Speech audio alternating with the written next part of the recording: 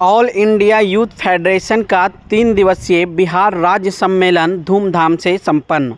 सर्वप्रथम सम्मेलन के पहले दिन झंडोत्तोलन व रैली निकालकर सम्मेलन की शुरुआत की गई। दूसरे दिन राज्य सचिव के द्वारा कार्य रिपोर्ट पेश किया गया। कई जिला के प्रतिनिधियों के द्वारा बहस में हिस्सा लिया गया। उसके बाद राज्य परिषद की नई कमेटी गठित की गई, जिसमें सर्वसम्मति से शंभू देवा को राज्य अध्यक्ष एवं मोहम्मद गयासुद्दीन को राज्य सचिव चुना गया। साथ ही नीतीश कुमार उर्फ गोलू एवं सलमान सिद्दीकी, अभिषेक कुमार को संयुक्त सचिव एवं रितेश श्रीवास्तव को उपाध्यक्ष चुना गया। सम्मेलन के अंतिम दिन संपूर्ण विधि विधान के द्वारा झंडा को उतारा गया एवं पूर्व राज्य सचिव व वर्तमान राष्ट्रीय सचिव रोशन कुमार सिन्हा के द्वारा नवनिर्वाचित अध्यक्ष एवं सचिव को झंडा सौंपा गया। इसके पहले प्रेस कॉन्फ्रेंस कर मीडिया के माध्यम से आम जनता तक यूथ फेडरेशन के नेताओं के द्वारा अपनी बात रखी गई। देखिए बिहार के पश्चिमी चंपारण के धरती बेतिया से विशेष रिपोर्ट। अब सचिव और दोनों संयुक्त मीडिया बंधु, हमारा AIYF का 3 दिवसीय राज्य सम्मेलन का आज अंतिम दिन हम समापन में है। हम बिहार के 35 जिलों के प्रतिनिधि, 300 से ज़्यादा प्रतिनिधि यहाँ पे 2-3 दिनों तक हम लोग लगातार बिहार के वर्तमान राजनीतिक परिस्थिति पर चर्चा हम लोगों ने किया और उन परिस्थितियों पर चर्चा करके सम्मेलन ने 32 प्रस्ताव पारित किए हैं। बहुत लंबी चर्चा के बाद 32 प्रस्ताव जो पारित हुए हैं, उसमें मुख्य रूप से है बिहार के सभी नौजवानों को रोजगार मिले या 10,000 रुपया बेरोजगारी भत्ता मिले। यह प्रस्ताव हमने सम्मेलन में पास किया है। हमने सम्मेलन में भगत सिंह राष्ट्रीय रोजगार गारंटी कानून बनाकर सभी नौजवानों को रोजगार देने की गारंटी करने की सरकार से अपील की और वो प्रस्ताव हमने पास किया है। हमने स्थानीय सवाल को लेकर खासकर बेतिया राज की जमीन पर जो लंबे समय से बसे हुए लोग हैं, उनको सरकार एक फैसले से उनको उजाड़ने पर तुली हुई है, उस पर रोक लगे और जो लंबे समय से रह रहे हैं उनको पर्चा मिले। यह प्रस्ताव हमने सम्मेलन में पास किया है। इसके अलावा कुमार बाग स्टील प्रोसेसिंग प्लांट जो है उसको चालू करने सहित बिहार के विभिन्न जिलों में जो बंद पड़े हैं कल कारखाने, उसको अविलंब चालू करने तथा नए कल कारखाने की स्थापना करके नौजवानों को रोजगार देने का प्रस्ताव हम लोगों ने इस सम्मेलन में पारित किया है। इसके अलावा सिकरहना तटबंध पर रोक लगाने की भी प्रस्ताव हम लोगों ने पास किया है, क्योंकि उसके वजह से 5 लाख की आबादी जो है प्रभावित होगी और 73 लाख एकड़ जमीन जो है बंजर हो जाएगा। इसलिए यह सम्मेलन इस प्रस्ताव पर मुहर लगाई है तो भविष्य में हम इन पर आंदोलन करेंगे। इसके अलावा बिहार के अंदर राज्य सरकार के अधीन, केंद्र सरकार के अधीन लगभग 20 से 22 लाख रिक्त पद है। उन पदों पर अविलंब बहाली का भी प्रस्ताव हम लोगों ने पास किया है कि सरकार उन रिक्त पदों पर अविलंब बहाली करे।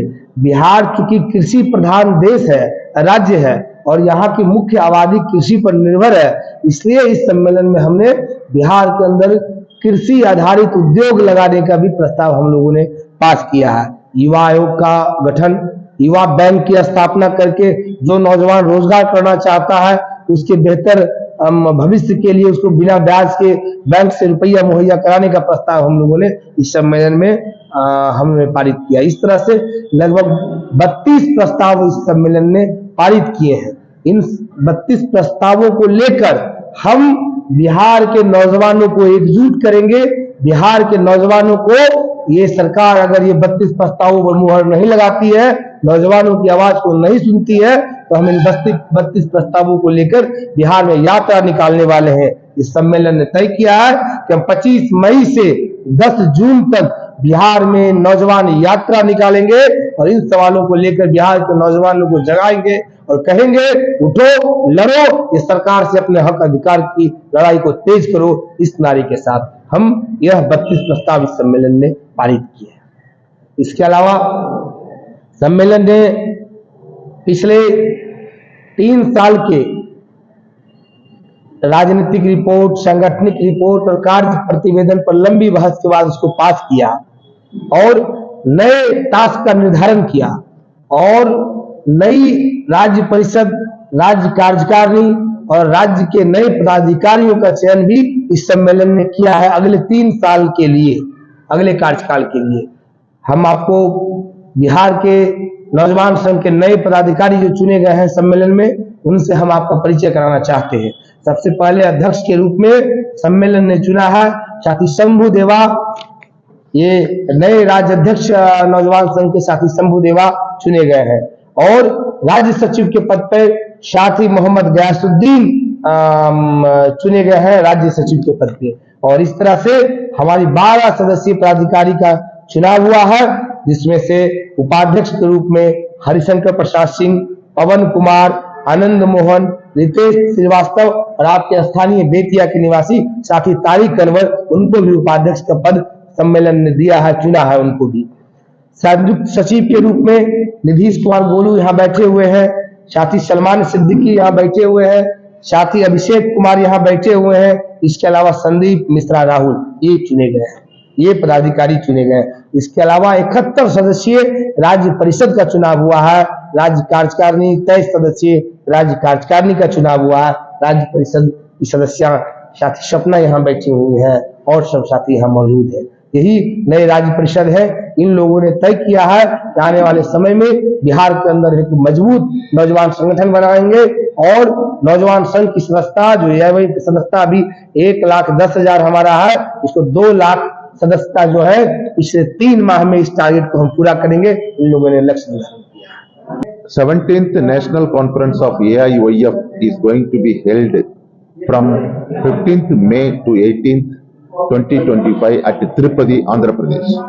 In this conference, more than 900 delegates from all over the country, from more than 25 states will participate, and there will be a thorough deliberation and discussion about the present existing political situation and youth problem and student problem, and will come out with a plan of action. And after this conference, we will intensify our struggle for our justice for the youth and students. Particularly some issues we are raising. Number 1, Bhagat Singh National Employment Guarantee Act should be enacted by the Union government. And second, more than 50 lakh jobs are vacant in the government and public sector.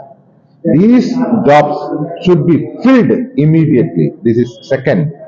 Third, we want reservation in private sector. Social justice is very important. So reservation in private sector should be implemented. And fourth, very important demand is electoral reforms. Electoral reform means proportional representation election method system.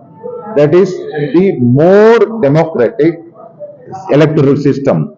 Because now existing FPTP electoral system is undemocratic, and honest people could not be elected, and muscle power, money power, they are playing very big role. So we want to a real democracy, true democracy. We want a proportional representation election system.